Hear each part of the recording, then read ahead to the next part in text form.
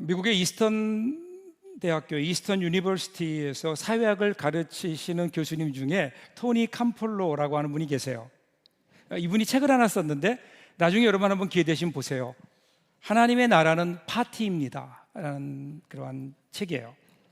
이 책을 쓰게 된 데는 그 동기가 있는데요. 이분이 한 번은 여행을, 그러니까 휴가 여행을 떠났는데 하와이로 갔대요. 그래서 하와이에 도착했는데 마침 비행기가 늦게 도착해서 한밤중이었대요. 잠도 잘 오지 않고 그리고 배도 출출하고, 그래서 밖에 나가서 뭐 어디 먹을 데가 없나 하고 식당을 찾았는데 거의 모든 식당이 이제 문을 닫았는데 한 군데, 허름해 보이는 한 군데 식당만 문을 연 거예요. 그래서 식당 안에 들어갔더니 아니나 다를까 그 식당은 굉장히 허름한, 한눈에 보아도 여기서 음식이 나올까 할 정도로 그렇게 허름한 식당이었다 그래요. 그래서 거기서 커피를 시키고 간단한 음식을 시키고 식사를 하려고 하는데 갑자기 문이 우당탕하고 열리더니 한 무리의 여인들이 그 식당 안으로 들어오는 거예요.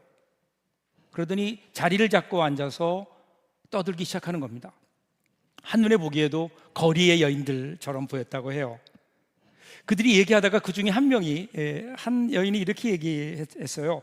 야, 나 내일이 생일이야.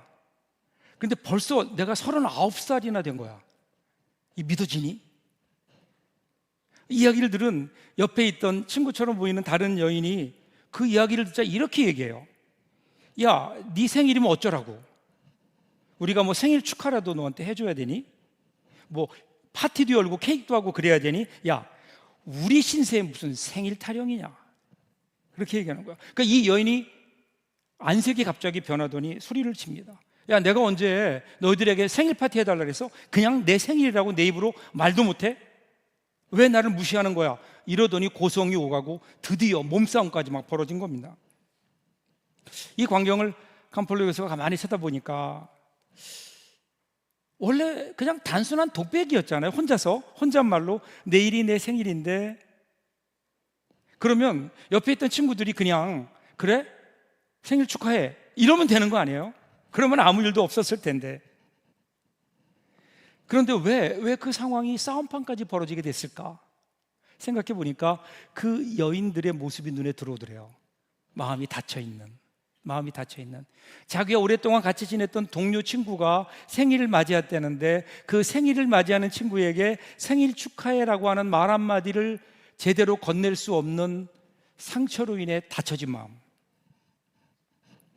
사실 그 생일이니까 생일 잔치, 생일 파티가 벌어질 수도 있었잖아요. 그런데 생일 파티가 싸움판으로 바뀌게 된. 여러분, 우리 인생도 마찬가지 아닐까요? 우리는 모두가 사실은 우리 인생이 잔치자리가 되기를 원하죠.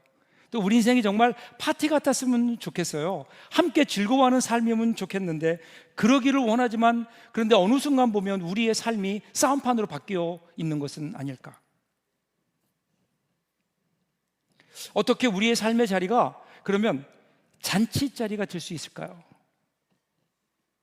아까 여러분 제가 얘기했던 그 이야기의 결론이 여러분 궁금하지 않으십니까? 이따가 추후 제가 공개하겠습니다. 설교를 잘 들으면 공개하고 아니면 다음 주로 연기할 겁니다. 오늘 본문도 보면 이 잔치 이야기가 나와요.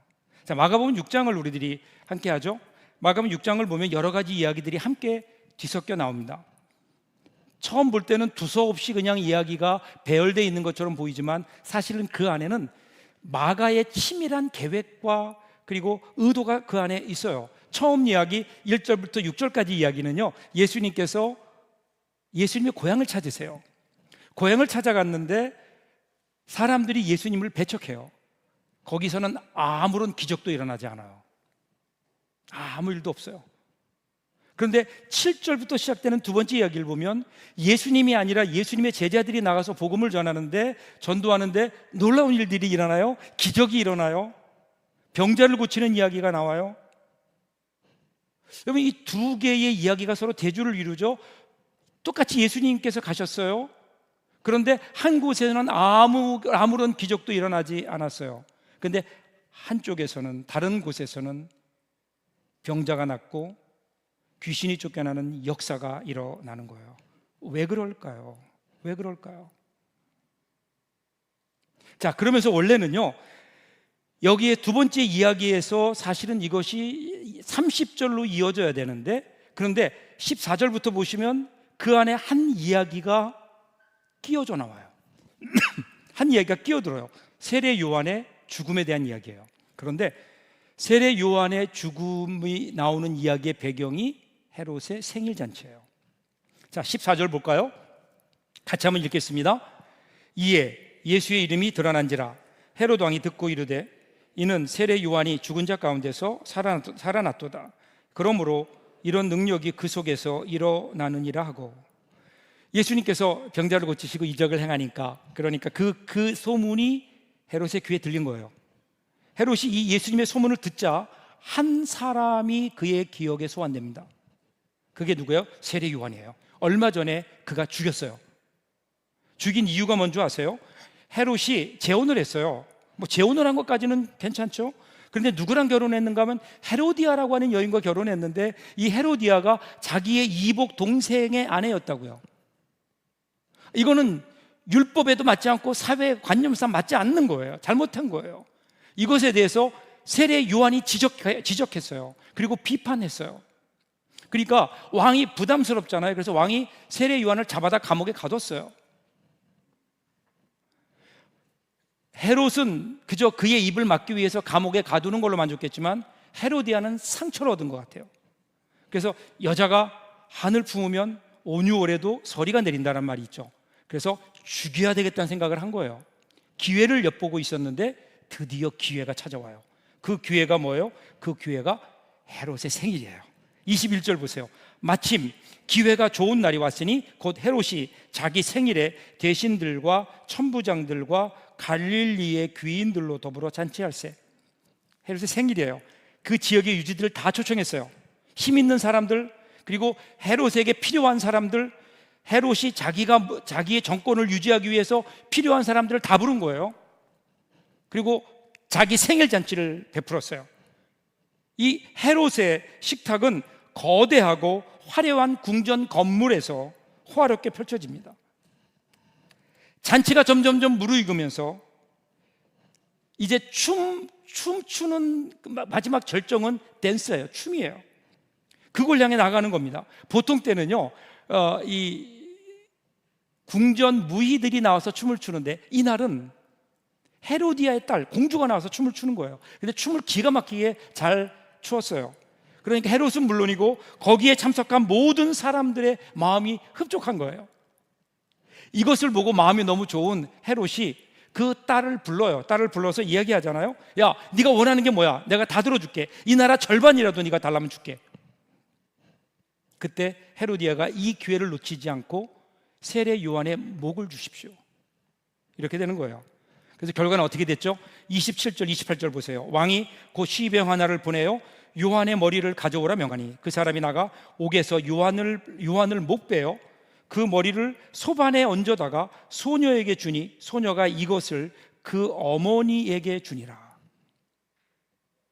그러니까 여러분, 세례 요한이 헤롯의 생일날 희생된 거예요.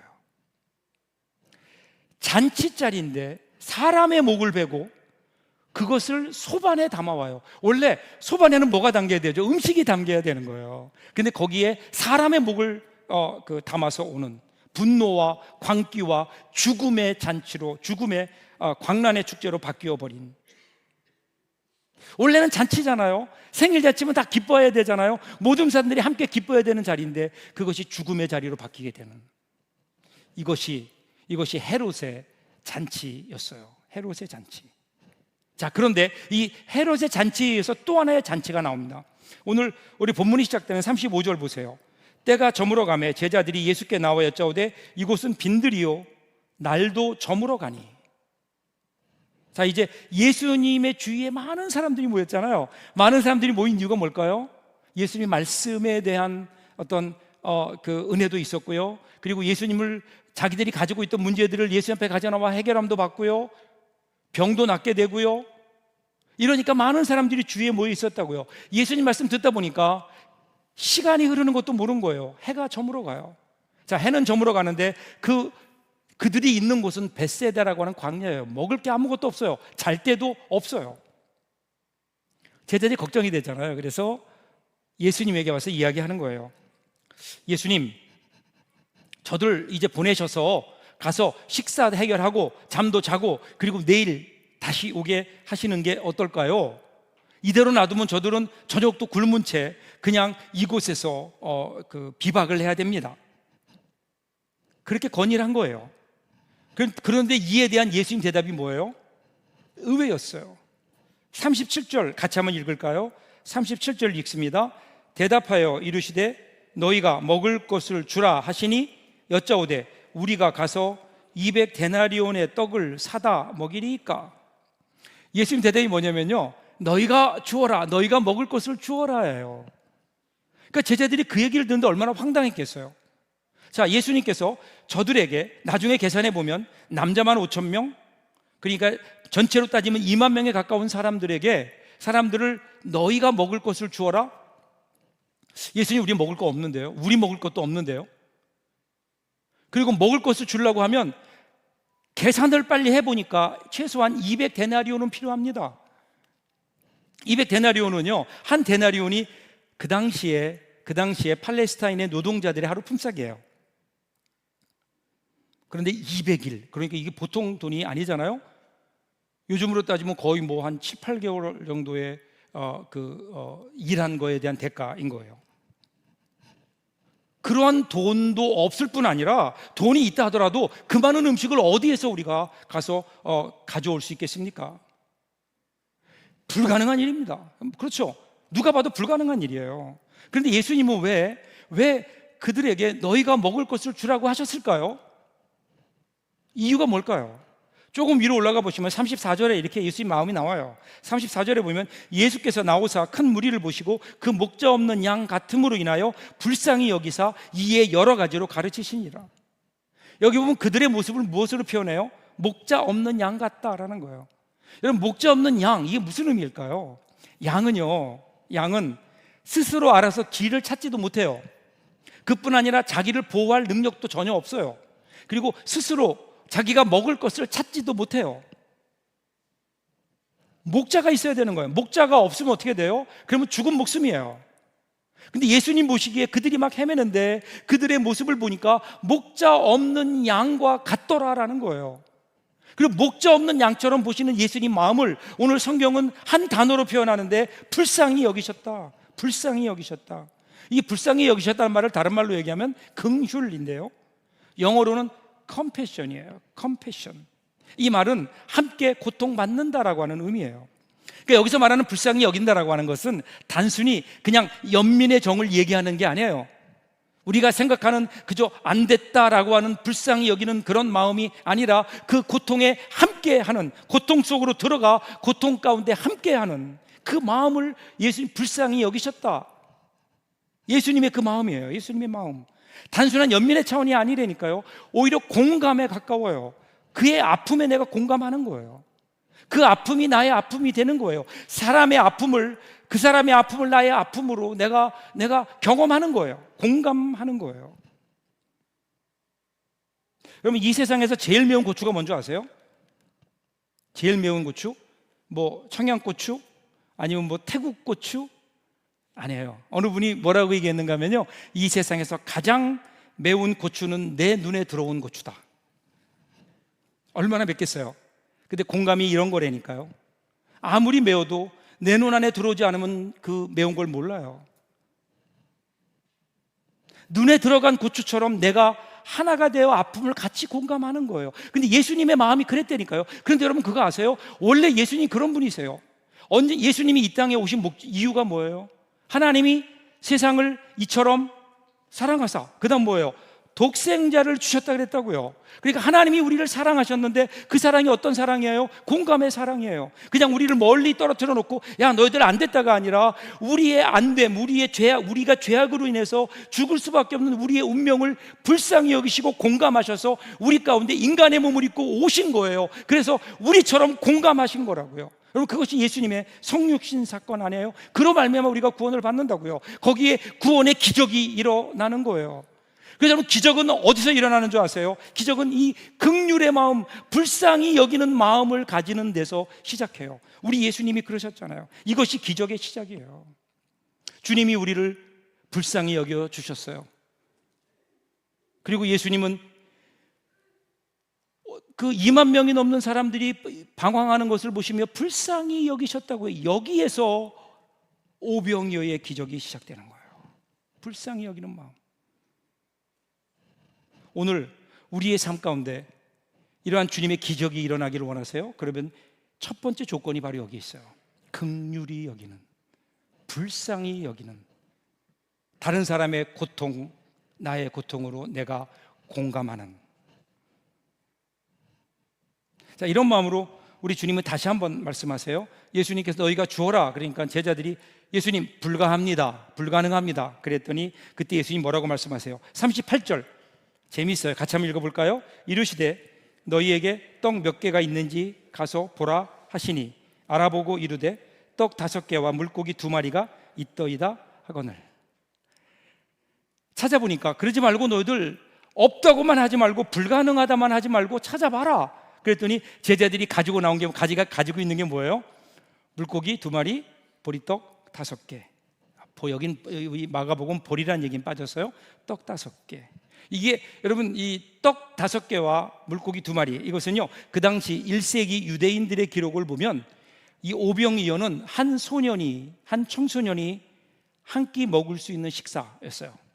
그리고 유대인들은 집을 떠날 때 그 당시에 뭐 먹을 것이 이렇게 준비되지 않았던 시절, 식당도 별로 없던 시절이니까 먹을 것을, 도시락을 준비해 오죠. 그 도시락의 가장 기본이 오병이어예요. 떡 몇 개와 말린 물고기 몇 마리. 이것이 그들이 떠날 때 가지고 있었던 그들의 도시락이었다고요. 그래서 여러분, 요한복음 6장 9절을 보시면 이렇게 나와요. 여기 한 아이가 있어 보리떡 5개와 물고기 2마리를 가지고 있나이다. 그러나 그것이 이 많은 사람에게 얼마나 되겠사옵나이까? 여러분께 짐작해 보면 그곳에 장정만, 남자만 5천 명이 모였다 그랬잖아요. 그러면 거의 2만 명에 가까운 사람들이 모였을 거예요. 그런데 거기에 이 어린아이 말고 도시락을 가져온 사람들은 없었을까요? 가져올 가능성이 훨씬 많아요. 분명히 있었을 거예요. 그런데 그들은 내놓지 않은 거예요. 내놓지 않았어요. 이유가 뭘까요? 이유는 있을 거예요. 이건 내가 먹어야 되는데, 나도 배가 고픈데 라는 분명한 생각이 있겠죠. 또 하나는 뭘까요? 이까짓 것 내봐야, 내가 가지고 있는 내 한 끼 내봐야 여기에 있는 이 2만 명에 가까운 사람들, 그 사람들에게 이게 무슨 뭐가 되겠냐는 거예요. 그럴 바에 그냥 나 혼자 먹고 말자. 그래서 안 내놓았을 수도 있을 겁니다. 그런데 그 중에 유일하게 주님께서 너에게 무엇이 있느냐라고 할 때, 주님께서 원하실 때 그것을 순종해서 주님께서 쓰시고자 하겠다고 하니까 자기의 도시락을 아낌없이 내놓은 소년이 바로 여기 있는 거예요. 이 한 소년이에요. 그리고 이 소년은 일생에 잊지 못할 기적을 경험하게 돼요. 여러분, 예수님이 지금 원하시는 게 뭘까요? 제자들이 생각하는 것처럼 200데나리온의 돈이 있어야 된다고 예수님 말씀하신 적 없다고요. 예수님은 너희가 가서 너희가 먹을 것을 구해다가 주어라 이게 아니라고요. 그냥 예수님은 너희가 주어라, 너희가 먹여라 말씀하시고 너희에게 있는 게 무엇이냐를 물으셨다고요. 있는 게 뭐예요? 그게 오병이어예요. 여러분, 이 어린 소년을 한번 보세요. 특별한 양식이 아니에요. 거기다가 과도한 헌신도 아니에요. 할 수 없는 일도 아니에요.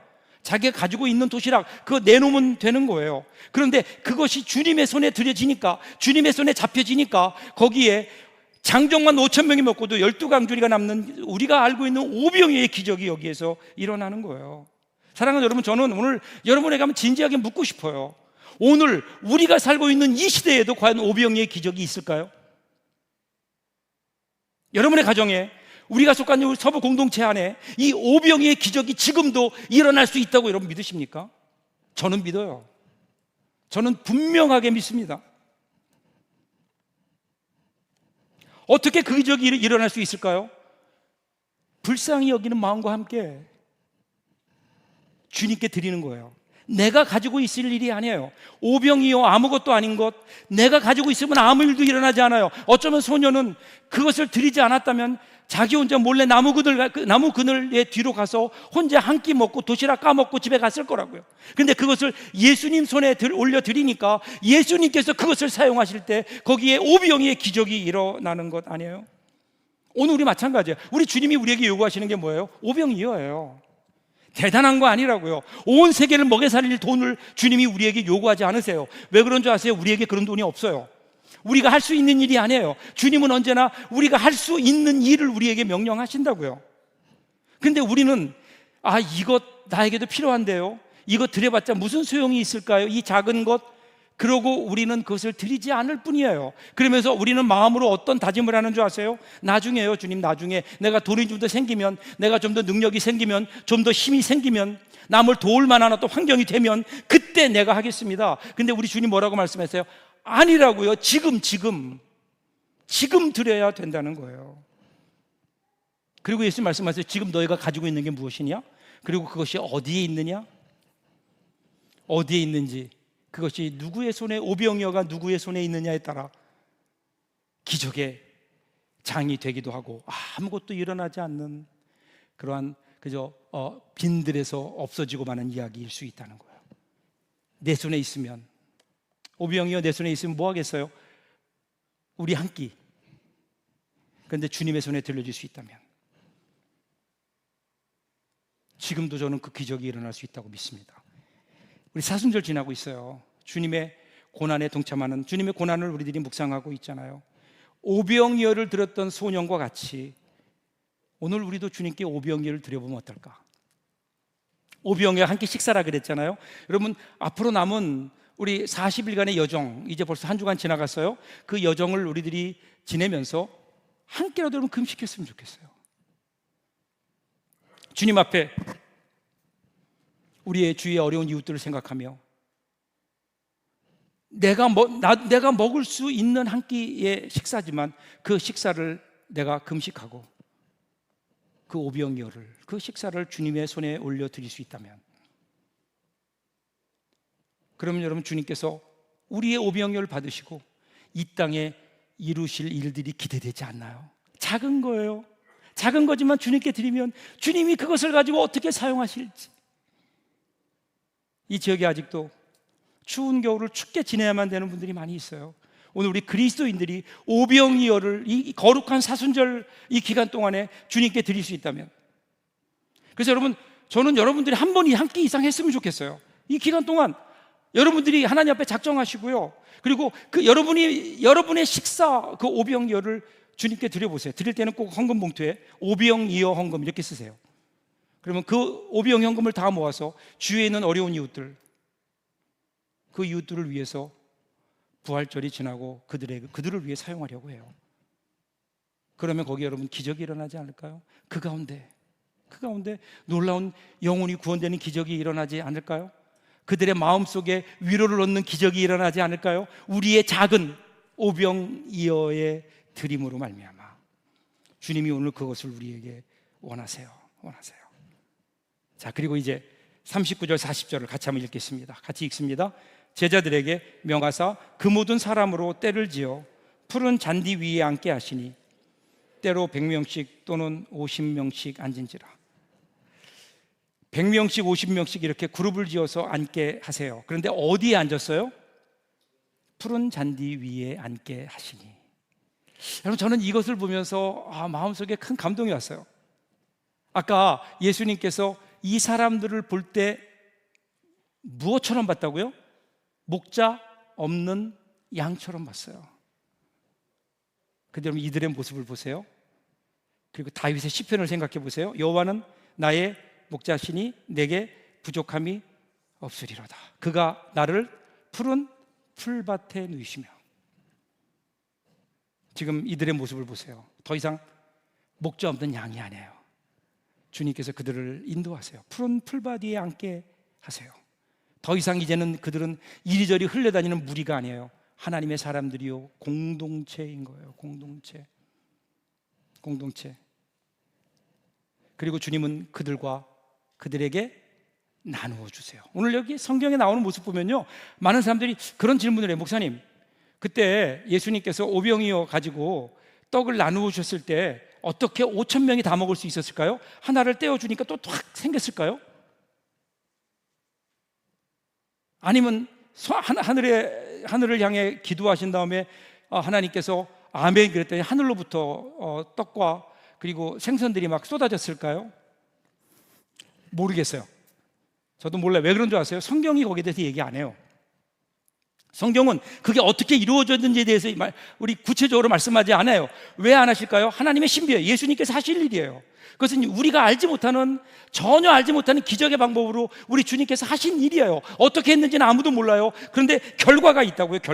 그 결과가 뭐예요? 42절부터 보세요. 다 배불리 먹고 남은 떡 조각과 물고기를 12바구니에 차게 거두었으며 떡을 먹은 남자는 5천 명이었더라. 이 결과라고요. 결과. 주님의 손에 드려졌더니 주님께서 주님 손에만 가지고 계시나요? 아니요. 그것을 제자들을 통해 나누게 하셨다고요. 누구에게요? 사람들에게 나누게 하셨어요. 나누었더니 거기에서 기적이 일어나는데 어떤 방법인지는 우리가 구체적으로 모르겠지만, 그러나 거기에 있었던 2만 명에 가까운 사람들이 배불리 먹고도 12광주리가 남는 놀라운 기적의 역사가 일어났다는 거예요. 무엇 때문에요? 나눔이에요. 그럼 오늘 우리도 마찬가지 아닐까요? 오늘 우리도 주님 나누어야죠. 주님께 우리의 오병이어를 드리면 주님께서 우리로 나누게 하시는 거예요. 나눌 때. 여기 보면 헤롯의 왕궁 잔치에서는 소반이 사용되었죠. 근데 소반 위에 뭐가 있었어요? 헤롯의 세례 요한의 머리가 있었어요. 그런데 여기 바구니에는 양식이 있었잖아요. 여러분, 이 역사가 오늘 우리에게도 일어날 수 있어야 되지 않을까요? 우리의 공동체 안에. 자, 오늘 아까 제가 설교 시작할 때 얘기했던 그 이야기, 아그네스의 이야기, 결론이 궁금하지 않으십니까? 궁금하지 않으면 다음 주로 그냥 넘어가고요. 식당 주인의 만류로 싸움이 일단락되죠요. 그리고 그들은 나갑니다. 이것을 보고 있던 캄폴로 교수가 그렇게 얘기해요. 저들이 매일 이 시간에 여기에 오느냐고 그랬더니 매일 온다 그래요. 매일 온다고. 그때 캄폴로 교수가 그 식당 주인에게 이렇게 제안해요. 제가 사실은 아까 그 모습을 보면서 마음에 이런 생각이 들었습니다. 내일 그 생일을 맞은 여인의 생일 잔치를 여기서 우리가 준비하면 어떨까요? 이야기를 들은 그 식당 주인의 부인이 찬성합니다. 그리고 아까 그 여인의 이름은 아그네스라는 여인인데 아주 착한데 참 불쌍한 여자라고, 너무 좋은 아이디어라고 그렇게 동의를 합니다. 그래서 그 다음 날 캄폴로 교수는 일찍 나와서 생일 잔치를 준비해요. 그리고 식당 주인의 부인은 그 친구들에게 이 소식을 알려요. 내일 이 자리에서 아그네스의 생일 파티를 하려고 하니까 다들 와달라고. 다들 마음속에 새로운 일이잖아요. 다들 마음속에 기대를 가지고 오는 거예요. 시간이 되니까 하나둘 모여들기 시작하더니 급기야 그 지역에 있는 모든 거리의 여인들은 다 모였어요. 식당에 빼곡히 앉아 있습니다. 시간이 되니까 아그네스라고 하는 여인이 혼자 터덜터덜 들어오는 거예요. 식당 문이 열리고 들어서는데 그때 모두가 다 일어나서 뭐라고요? 생일 축하한다고요. 해피 버스데이 아그네스. 생일 축하해요. 소리를 지르며 그 여인을 환영한 거예요. 이 아그네스라는 여인은 식당 문을 열고 들어오면서 식당 입구에서 이 모습을 보면서 입을 다물지 못한 채 그 자리에 그냥 굳어져 버렸다고 해요. 나중에 캄볼로 교수가 그 모습을 보면서 일평생을 살면서 한 사람이 그런 표정으로 놀라는 것은 처음 봤다. 사람들이 노래를 해요. 생일 축하합니다. Happy birthday to you. Happy birthday 아그네스. 이 노래를 부르는데 그 자리에서 그 노래를 부르는 모든 식당 안에 있었던 사람들의 눈은 흥건하게 눈물로 젖어가고 아그네스는 그 자리에 주저앉아서 엉엉 울기 시작합니다. 시간이 흐른 후에 캄폴로 교수가 그 자리에 일어나서 이렇게 얘기해요. 제가 아그네스의 행복과 여러분의 행복을 위해서 기도하는 시간을 가지고 싶습니다. 이렇게 제안을 했고 그 제안에 따라 모든 사람들이 한 명도 빠짐없이 손을 모으고 눈을 감습니다. 그리고 캄폴로 교수가 그렇게 얘기해요. 그날 밤 가장 교회 같지 않았던 곳에서 가장 교회 같은 역사가 있었다. 감동의 기도, 그 기도가 드려졌고 그 자리에 있던 모든 사람들의 눈에는 눈물이 흐르기 시작합니다. 캄폴로 교수는 그날 거기서 상하고 다친 마음들이 활짝 열리는 치유의 기적을 보았고 그 허름한 식당에 임하는 하나님의 나라를 보았다. 하나님의 나라를. 이 경험을 바탕으로 해서 쓴 책이 바로 하나님 나라는 뭐예요? 파티입니다. 파티입니다. 예수 믿는 거 이거 아닐까요? 예수 믿는 것 여러분, 이러한 모습이 우리에게 있어야 되지 않을까요? 주님이 우리에게 기대하시는 게 그거다니까요. 하나님의 나라가 우리 가운데 임했어요. 그러면 어떻게 될까요? 하늘나라의 기쁨과 잔치가 우리 가운데 벌어져야 되지 않을까요? 그런데 어느 순간 우리는 긍휼히 여기는 마음도 없고 주님을 위해 헌신하는 마음도 없고 사람들과 나누려는 마음도 없이 그냥 나만 생각하며 다친 마음으로 살아가다 보니까 우리의 삶이 잔치자리가 아니라 우리의 삶이 삭막한 그냥 사막에 먼지만 풀풀 나는 메마른 모습으로 살아가고 있는 것 아닐까요? 한번 주위를 돌아보세요. 먼저 우리 주님 보세요. 우리를 위해 십자가에 죽으신, 우리의 연약함을 공감하시고 이 땅에 오신 주님의 그 마음이 우리의 마음이 되어야죠. 오늘 주님이 여러분에게 요구하시는 게 있어요. 많은 거 아니에요. 큰 거 아니에요. 오병이어라고요. 오병이어. 그것이 주님께 드려질 수 있다면, 그리고 그것이 우리를 통해 나누어질 수 있다면 이 땅에 놀라운 오병이어의 기적이 분명히 일어날 텐데 주님은 지금도 그 사람을 찾고 계시는데 오늘 우리는 그 앞에 눈 감고 못 들은 척 살고 있는 것은 아닐까요? 마음을 여십시오. 눈을 뜨십시오. 그리고 이제 한번 그렇게 살아보십시오. 하나님의 나라의 잔치가 우리 삶 가운데, 우리 가정에, 우리 교회 안에 아름답게 펼쳐질 수 있도록 주님 앞에 우리의 삶을 드리는 귀한 결단과 고백이 저와 여러분들에게 있기를 주님의 이름으로 축복합니다. 기도하겠습니다.